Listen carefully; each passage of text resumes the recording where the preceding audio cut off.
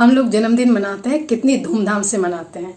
जन्मदिन मनाने के पीछे क्या कारण होता है? हम लोग यही सोचते हैं ना कि हम जन्मदिन मना रहे हैं तो हमारे बच्चे की या जिसका भी जन्मदिन मना रहे हैं उसकी आयु बहुत लंबी हो। इसके लिए हम कितनी खुशियां मनाते हैं बहुत, और हम लोग कितनी पार्टियां भी करते हैं। अच्छी बात है, लेकिन क्या आपने कभी ये सोचा है कि जन्मदिन पर हम केक क्यों काटते हैं, हम मोमबत्तियां क्यों बुझाते हैं? क्योंकि भारतीय सभ्यता में मोमबत्ती को बुझाया नहीं जाता है। तो दोस्तों, आज इन सारे सवालों के जवाब मैं आपको दूंगी। नमस्कार दोस्तों, मैं आपकी दोस्त सरिता एक बार फिर से आपका स्वागत करती हूँ। तो चलिए हम जानते हैं कि मोमबत्तियां क्यों बुझाते हैं लोग। ये परंपरा कहाँ से आई हमारे भारत जैसे देश में? माना जाता है कि प्राचीन सभ्यता वाले देश ग्रीस यानी यूनान से मोमबत्ती बुझाने की परंपरा की शुरुआत हुई। प्राचीन काल में यहाँ के लोग केक पर जलती हुई मोमबत्ती को लेकर अपने पूजा स्थल पर जाते थे और जलती हुई मोमबत्ती से ग्रीक भगवान का चिन्ह बनाते थे। फिर वो इन मोमबत्तियों को बुझा देते थे। उनके लिए मोमबत्तियों से निकलने वाला धुआं बहुत शुभ होता है। ये धुआं जब ऊपर जाता है, उनकी मान्यता है कि उनके भगवान तक पहुंचता है और वो इसी समय वो अपनी दुआओं को मांगते हैं। लेकिन दोस्तों, ये ग्रीस में होता है, ये भारत में नहीं होता। ये अंग्रेजी सभ्यता है, भारत की ऐसी सभ्यता नहीं है। जन्मदिन पर मोमबत्तियां बुझाने का ट्रेंड कितना सही है। जन्मदिन पर मोमबत्तियां बुझाना इंग्लिश सभ्यता का परिचायक है। ये हमें काटने की प्रवृत्ति सिखाता है, जबकि हमारी भारतीय संस्कृति का एक ही संदेश रहता है, वसुधैव कुटुंबकम, और यह संदेश हमें जोड़ने की प्रवृत्ति सिखाता है। इसलिए हमारे यहाँ जन्मदिन पर मोतीचूर के लड्डू बनाए जाते हैं जो हाथ से बांधे जाते हैं। ये लड्डू केवल लड्डू नहीं होते हैं, इसके जो छोटे छोटे दाने होते हैं ना, उसमें ये संदेश दिया जाता है कि छोटे छोटे दाने बनकर एक लड्डू बनते हैं जो मिठास घोलते हैं। इसलिए दोस्तों, जन्मदिन पर हमें जोड़ने की प्रवृत्ति को अपनाना चाहिए, काटने की प्रवृत्ति को नहीं। और हमारे यहाँ यह भी कहा जाता है, तमसो माँ ज्योतिर्गम्य, अर्थात अंधेरे से प्रकाश की ओर चलो। हमारे यहाँ दीपक जलाने की प्रथा है, बुझाने की प्रथा नहीं। लेकिन बड़े ही दुख की बात है, हमारे देश के युवा विदेशी संस्कृति को अपना रहे हैं और धीरे धीरे भारतीय संस्कृति और सभ्यता को भूलते जा रहे हैं।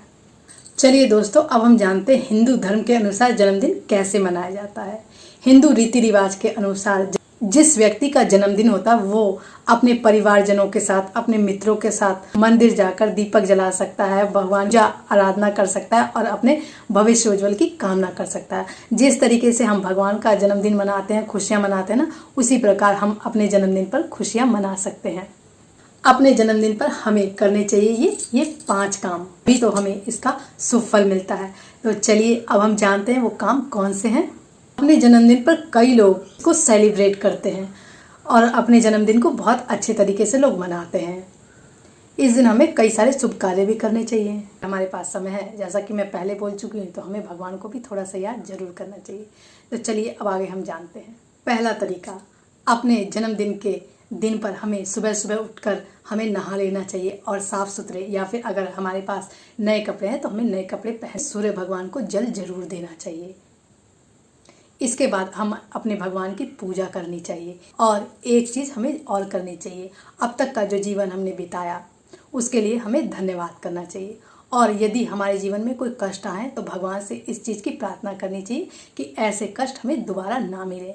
और यदि कोई कष्ट मिलते भी हैं तो हे परमात्मा, हमें इतनी ताकत देना कि उस कष्ट को हम आसानी से पार कर पाएँ। दूसरा तरीका क्या है?